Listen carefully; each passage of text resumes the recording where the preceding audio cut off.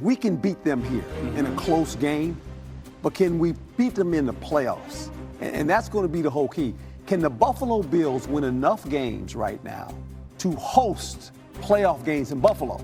Yeah. You don't want to go to Arrowhead and have to play the Chiefs in the playoffs, right? So the Buffalo Bills are trying to win as many games as they can to keep a lead so that the Chiefs eventually, when they're in the playoffs, they got to come to Buffalo. Get them in your territory and you can take it. So what went wrong with KC today? Look, close game, tight to the very end, but still KC comes up short. Well, they come up short, but Buffalo Bills, obviously, they have a good football team. They were able to run the ball. Josh Allen makes the plays that are unannounced that you can't really practice against because you don't know what he's going to do once he leaves the pocket, right? It was one of those back-and-forth games. Two of the best quarterbacks in the National Football League competing.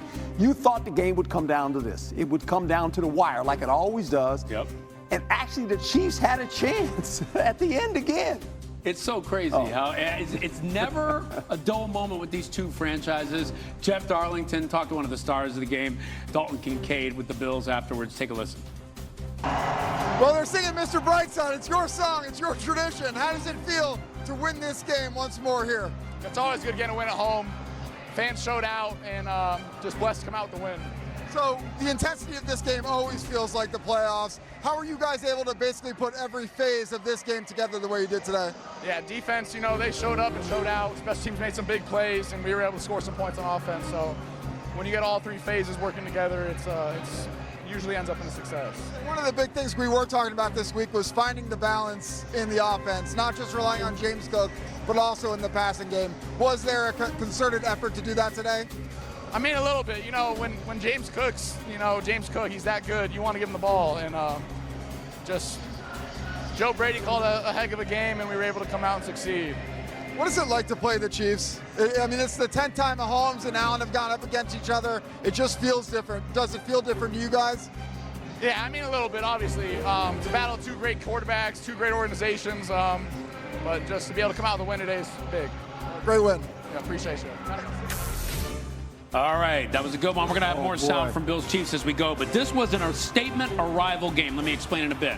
Early first quarter, Bears down 7-0. Little trickery here. DJ Moore to Caleb Williams, not the other way around. Yeah, and you saw this all day. Both these offenses had their way with defense. There was no defense played in this game. This is almost total 1,000 yards of offense. Joe Flacco at 41 years old, he can still throw the rock. How about that catch? And T. Higgins can still catch the rock. Look at this. Yes, sir. Reaches in front of his defender and grabs it. Not even a push off, just perfection. Bengals up 20-17. Hey, you mentioned it. A lot of offense, but it made it fun. Bengals trailing by 6, 41-35. Flacco, Andre Ivas. Unbelievable. Had 470 yards passing, did old man Flacco on the day. Think about that. And this guy, Caleb Williams, he showed off today. Because there was 25 seconds left. Gets to Colson Loveland. Yes. Colson Loveland breaks tackles. End zone. Touchdown, 58 yards. After a failed 2, it was 47-42 Bears. Next Bengals drive. Flacco doing what he does. Throwing it deep. Chuck it up. And it's picked off by Deshaun Wright. Wow. That'll win it for the Bears. This is the kind of game they used to lose. Now they're winning them. The Bears take down the Bengals 47-42. I'm going to stay in my lane. I don't want no defensive player come and chew me out about what I'm doing. We just got to play complementary football. Like, we put the ball in the end zone and go up a point at the end, finish the game. Like, just end it. Like, that's it. Like, that's what we need to do. Just end the game. Like, make them get us the ball back. Let us go to 22 victory and let's end the game. That's how I feel. Yeah, we called it a hot potato. It looks like you're hot potatoing the ball around to different people 4 times, and so 1 to Rome, 1 to 3, 1 to Rome, 1 to DJ, and then back to me. It was something we've been practicing for the past 2 weeks, and it finally showed up on game day. It was a big play for us. Big play, huge game for those Bears. On the other side, Bengals, they couldn't stop anything. Not anything the Bears were doing today. Chicago just the second team since 1950 with 275 passing yards, 275 rushing yards, and no turnovers. They joined the Dolphins from 2023 when they dropped 70 on the Broncos. You remember that game. And this game, I have a feeling these guys from Cincinnati, they're going to remember for a while, Coach, just based on their reaction. Chase Brown, Jamar Chase, angry at how this thing ended. Well, because both offenses were going back and forth. Yeah. But this is a problem now all of a sudden in Cincinnati when you have offensive players basically saying, we can't count on our defense. Yeah. That we need to score 50 But it's been points. like that for a while. Yeah, and that's okay. But you can maybe say that in-house, but once you say it publicly, that sounded bad. It just sounded like, what's wrong with you guys? Yeah. I mean, look, you only can do what you can do. When you get into a game like this, eventually this is not about defensive football. This is offensive football. And you're hoping the defense can take the ball away a couple times to get off the field because they can't. Neither defense stopped anybody. When you look at it, Cincinnati threw 2 interceptions.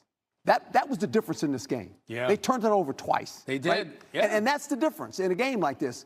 Caleb Williams played outstanding. Joe Flacco, 41 years old, he's been there, 3 weeks? And basically scored over 40 points. I mean, what more can you say?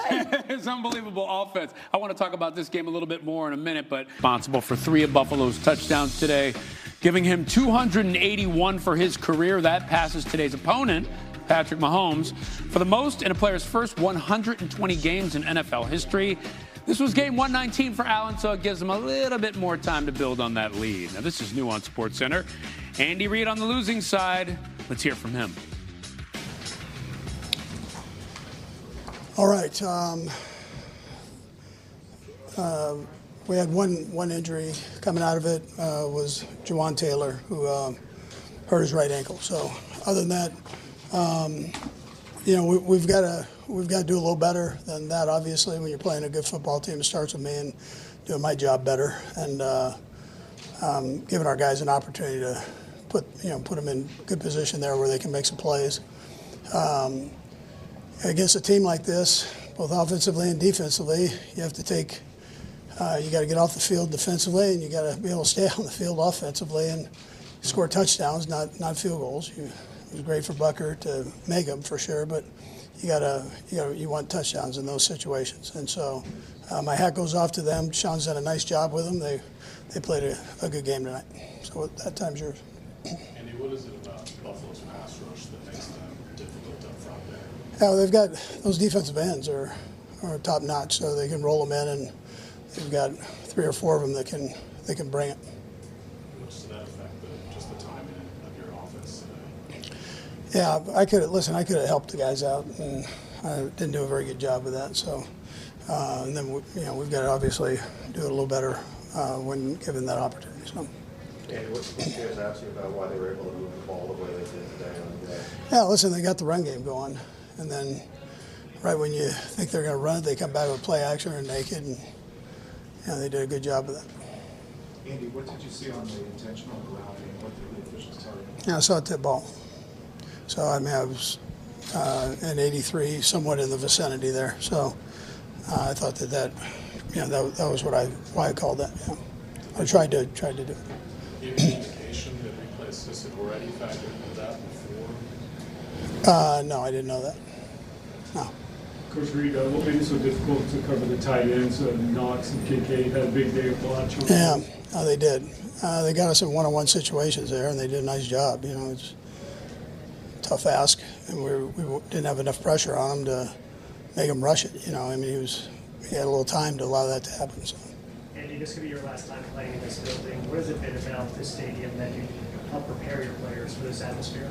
Yeah, it's a great atmosphere. That won't change in the new place. I mean, the fans here, they get wild, and so it's it's not going to be any different than the other place. Good football team, so some good games. Andy, what made that 4th and 17 work the way it did? Yeah, good throw, good catch.